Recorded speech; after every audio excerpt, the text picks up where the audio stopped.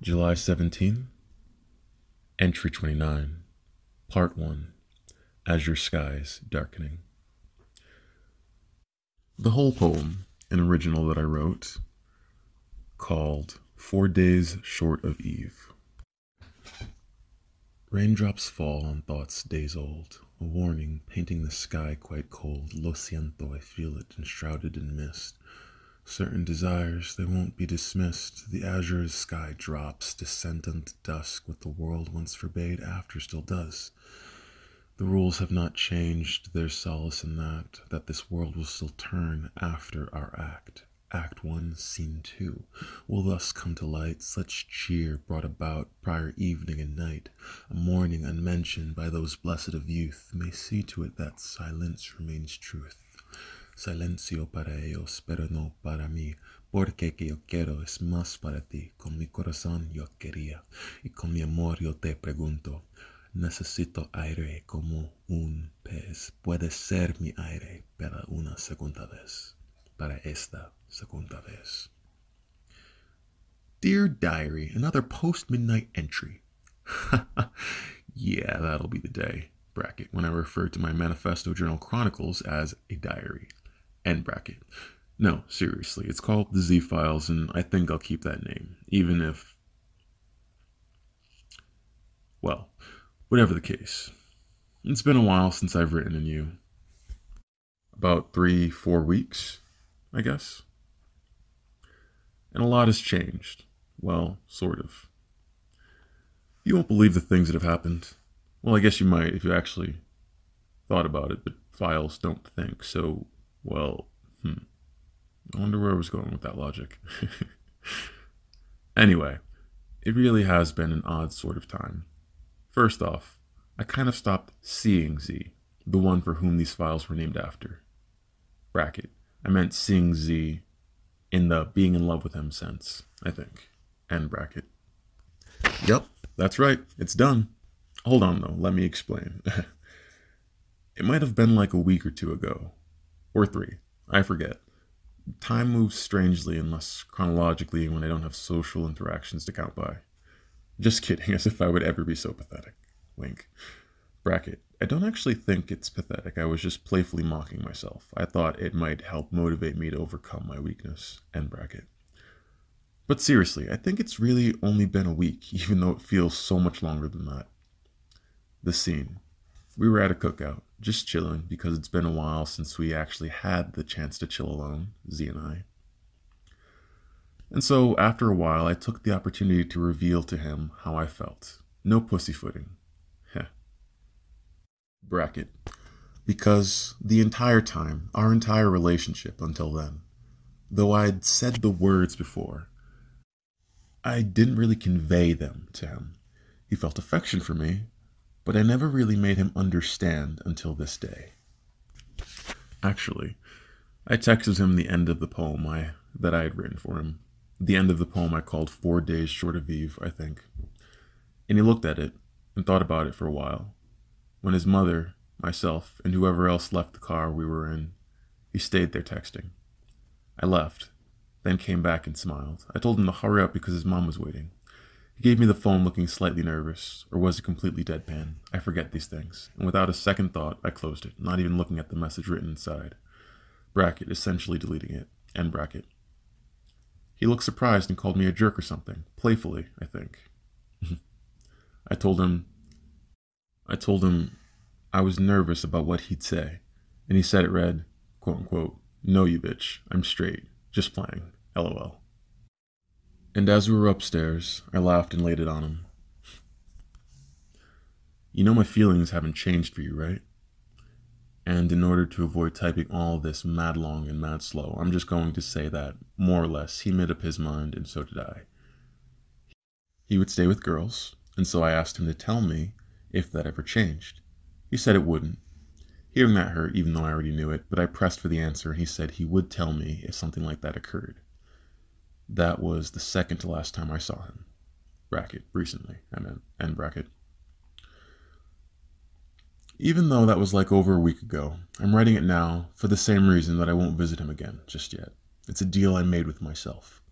First of all, before I mention the deal, I didn't want to write it because it was as if, in writing it, I was cementing the deal with myself.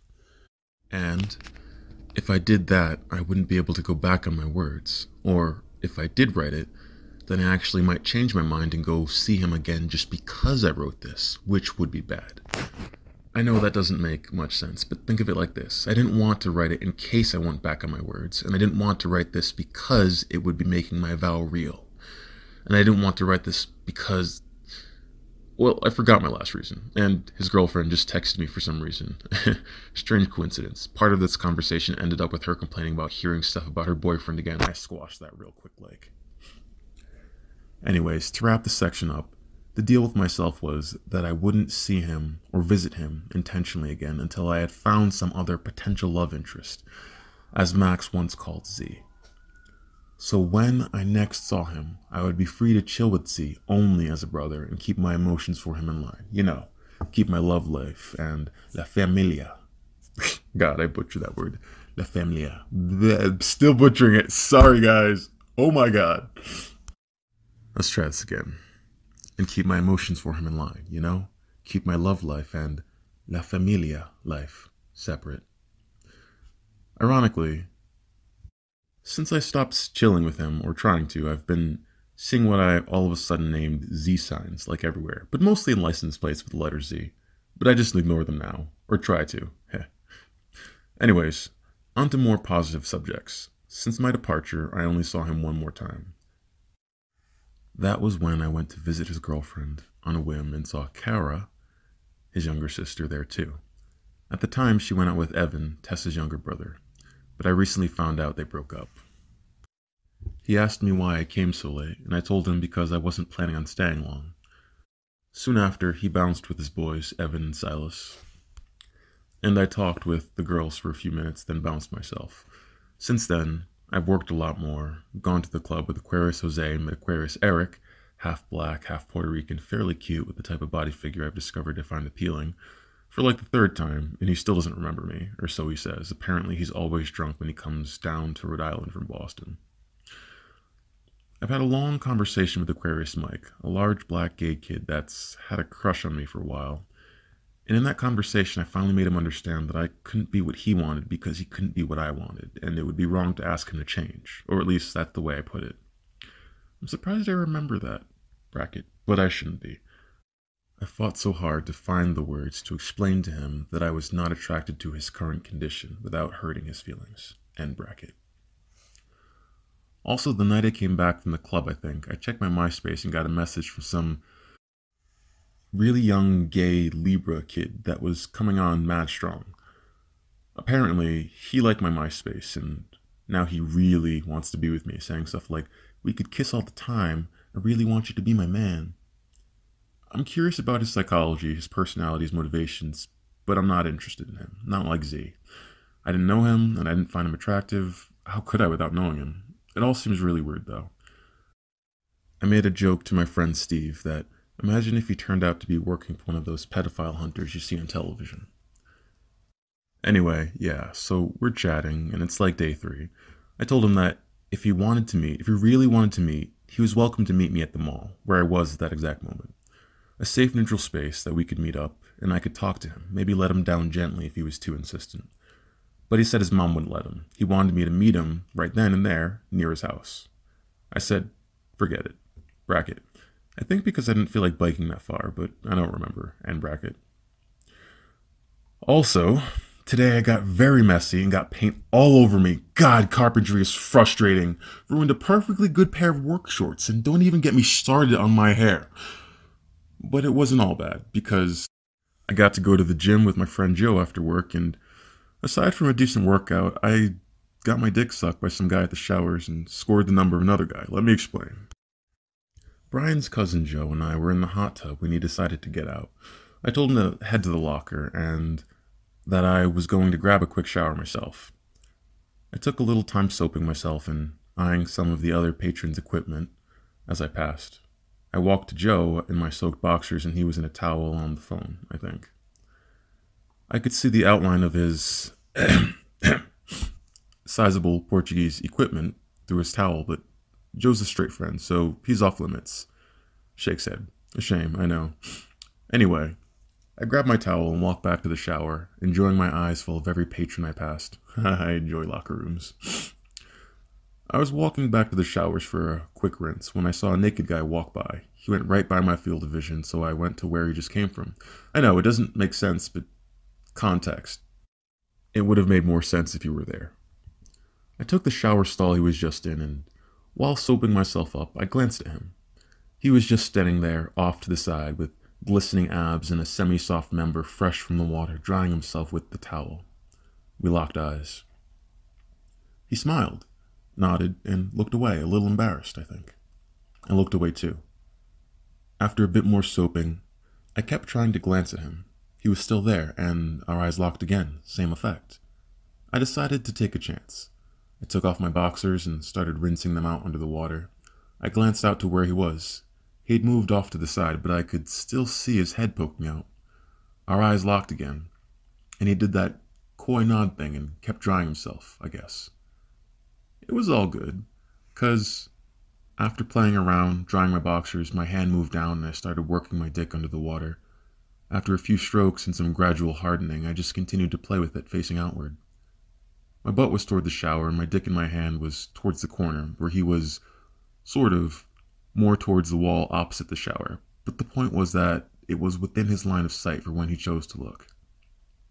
Anyway, I was leaning back with my head under the water while I did this, but when I opened my eyes and peeked out, I noted that he was still looking. Or at least I thought so. So I played with it a little more, shutting my eyes and throwing my head back. When next I opened them, he was gone. I wondered where he went, but I said nothing and turned around to finish my shower. You would think that's where the story ends, but lo, for there is more. After a little bit of showering, meaning like 5 minutes might have passed since I first got in the stall, I backed up with my erect buddy poking out and asked one of the other guys in the neighboring stalls if there was any way to adjust the showers. I asked because the stream of my shower was at an awkward angle. I would have had to back up out of the stall in order to let the water wash the soap off my dick. I didn't say that though. One guy said no, then he finished the shower and walked off. The other one said no also, but he also mentioned that the one that was a little closer to him had less force and dribbled water out of it. I moved over to check it, and he was kind enough to help me with it. As he showed me this, I noted that he and I were alone on this side of the shower stalls. Bracket. There were 2 separate sides, 3 to 4 showers each side. End bracket. The guy moved into the stall to show me. I was standing on the side, looking at it. As he did this, he brushed against my erect dick. And as he turned to attempt to adjust the shower, he bent over slightly and my dick ended up in the crack of his ass. I casually pretended not to notice. Bracket. Smooth. End bracket. Exiting the stall, his hand dropped low and fondled my dick on the way out. I said, "Thank you for helping me with the stall," but my voice had a strange come-hither quality to it. Blah, blah, blah. Long story short, he sucked on my dick for a little while. We switched stalls, then switched back. He told me I was gorgeous. I jerked myself a little bit to entertain him, then finished my shower, smiled at him, and left. No, I didn't get off. I decided not to for some reason. Joe was outside waiting for me, looking upset. I changed into my dry clothes behind him, then we left. Because he was upset, I thought it may have been my fault. I asked if he was upset because I made him wait too long. He replied that he was upset because his tattooist had been fired, and that he had to wait to get the tattoo he wanted. As we exited the gym, I saw the coy nod guy heading out too. He gave me a, surprise, surprise, coy nod as he walked in the other direction. I walked and talked with Joe a little more as he vented about how inconvenient and annoying the situation with the tattooist was. I looked over his shoulder at the coy nod guy and saw that he was still looking at me. We exchanged glances and coy nods, and he beckoned me over with his hand. I told Joe I'd be right back. I went over, found out his name was Mike, a Virgo zodiac sign, shorter than me, tight muscled body, one of the physiques I like, slender and or muscular with a subjectively attractive face. I gave him my number and told him to call in like 15 to 20 minutes. Joe barely even noticed I disappeared, so I hopped in the car with Joe when we were on our way home. I received Mike's call a few minutes after Joe dropped me off at my house. I got his cell phone number, and we agreed to chill later on. I met him in front of my high school, and we went to his place. practically across the street from my boy Steve's place, and talked for a little while, about an hour, in which he was all too happy to oblige me in most of what I wanted. He said how he wanted to take me out and do whatever I wanted. I left content and figured I'd call him again tomorrow night, which is technically tonight now since it's already tomorrow. Last word, endless prospects, my future shaping up now that I've let go of Z. It's moving, but moving semi-slowly. I can only wonder if I've been lost for so long, and I can only wonder but where this world will take me next.